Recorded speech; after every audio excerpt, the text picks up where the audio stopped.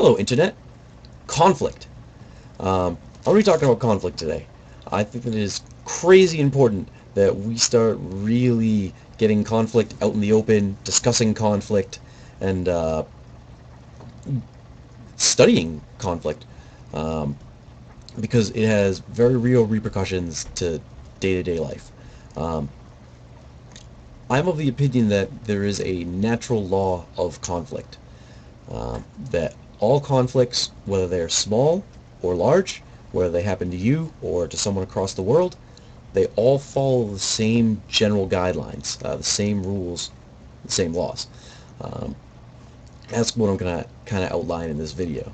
The first of which is that conflicts are determined by the least common denominator, the lowest common denominator. Um, and what I mean by that is that conflicts are decided by whichever unit wants to delve the deepest. That is who is going to decide the conflict. And I'll elaborate on that point, but that's what it means. Conflicts are determined by the lowest common denominator. I say lowest because it's really just bad. Is a nice way to put it. I mean, that's least common denominator is fancy speak. Really, conflicts are decided by who wants to be the biggest asshole. That's a more contemporary phrasing. It's the InfoWeb, so I'll contemporaryize it out.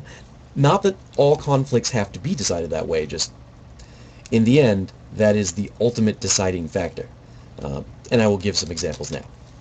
So, we have a very basic conflict situation. I have a tasty burrito. You can't see really. Chap's saying, tasty burrito. And there's a friend. If I had any friends, they'd be here helping with this video, but obviously I don't. I'm kidding. Wants my burrito. We have a conflict, because I want to eat the burrito. He wants to eat the burrito. We cannot both eat the burrito. So, the high point, the maximum of goodness, that the best case scenario that I would attribute to this conflict would be the following. Hey, you're probably hungry because, you look hungry. Would you like half of my burrito? And we could split it? And my friend would come by and be like, hey, yeah, I would love to have half of your burrito. We share this burrito right up. And we both eat it, and we high-five, and we're like, yeah! And we walk off into the sunset. Chum buds. Having a burrito. That is the best case scenario for a conflict. That is the maximum. That is my one. Okay, we'll get down to the 0.000001, but that's my high point. That's the best. Most conflicts don't end like that, unfortunately. 99% of the conflicts that we deal with on a regular basis, they're much lower than that, unfortunately. Their common denominator is lower than the yeah, and that's a problem. That's bad. So I'll give some examples of that too. So, I reset the thing. I got my burrito again. Let's say he comes by. He's like, "Hey, look over there." And I'm like, "Huh?" He steals my burrito and runs away. That also settled the conflict, kind of. Now, the argument can be made that it didn't really settle anything. More conflict is going to be bred. I'll do another video on that, which might elaborate the point that you can't solve conflict with more conflict. You have to well, whatever. I'll get to that later. For the time being, though, I'm just trying to prove that the lowest common denominator does, in effect, dictate the circumstances of the conflict. And it is not reciprocal. So, friend takes the burrito, you have no burrito. Your friend has a burrito.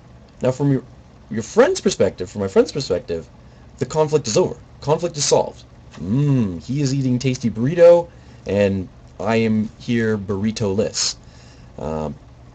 Because he decided to go a step lower on the common denominator scale. He decided to delve a little bit deeper into it.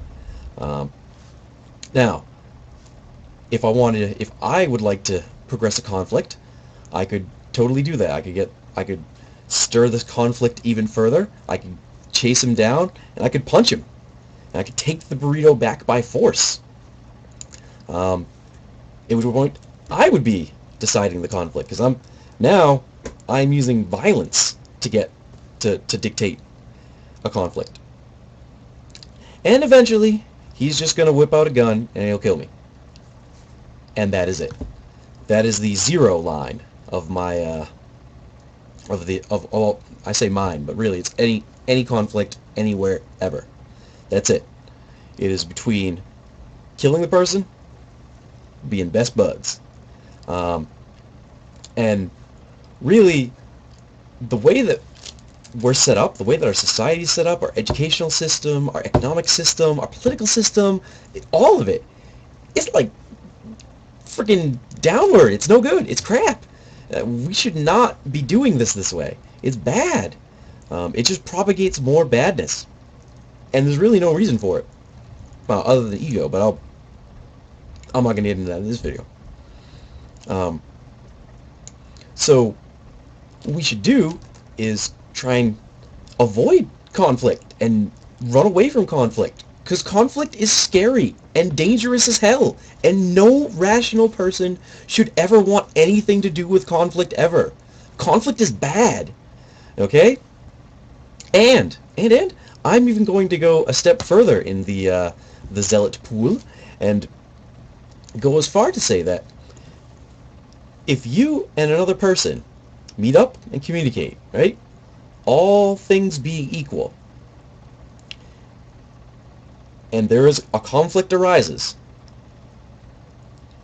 if you have an advantage and you use it, that is the definition of evil.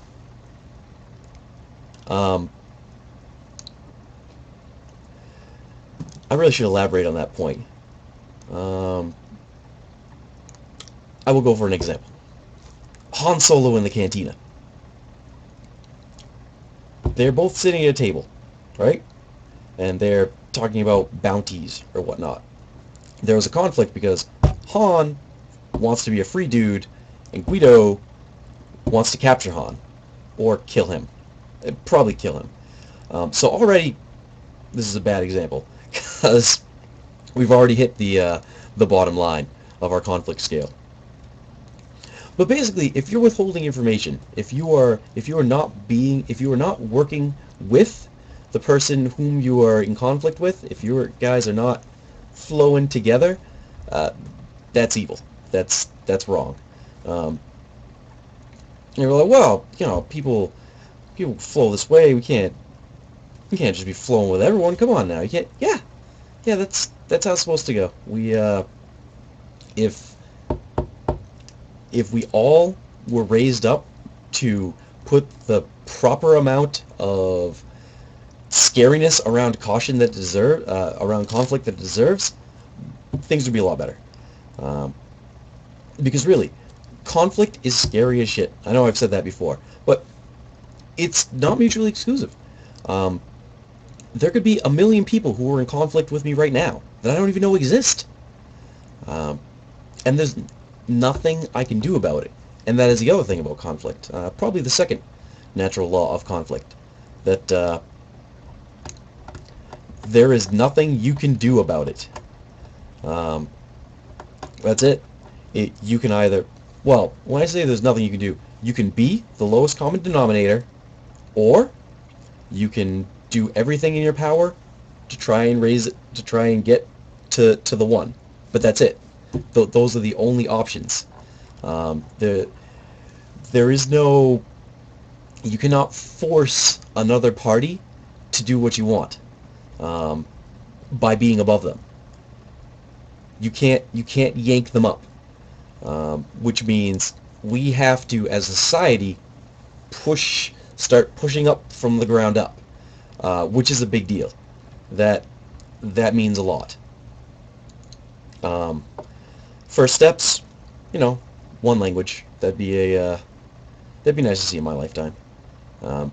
All this Babel speak is totally... Come on. We're all adults here, right? Come on. I understand your culture was great, but our culture now has the infowebs, okay? Let's agree that this is probably better than anything that we have before, so let's put on the big boy pants and learn a language. Um, and go from there. I mean, really, because this, killing each other over stuff, and it doesn't make sense to anyone. But we're doing it. And that's the thing. That is why we need education on this stuff. That's why we need to be talking about this stuff. Conflict is bad. Um, and I know people are just saying, oh, you're a pussy, whatever. Listen, guy, at any point, at any day of the week, right, you could be walking down a street. Some guy, if he really wanted to, he could just end your life. I really like my life. I enjoy it, okay? I like talking to people, I like doing things, learning stuff. I'm big on that, and most people are. So we should totally structure our society in a way that reflects that, as opposed to a way that is like the exact antithesis to that. Um, really, it's a good deal. Natural law of conflict. I will elaborate on this point more in the future. Yeah.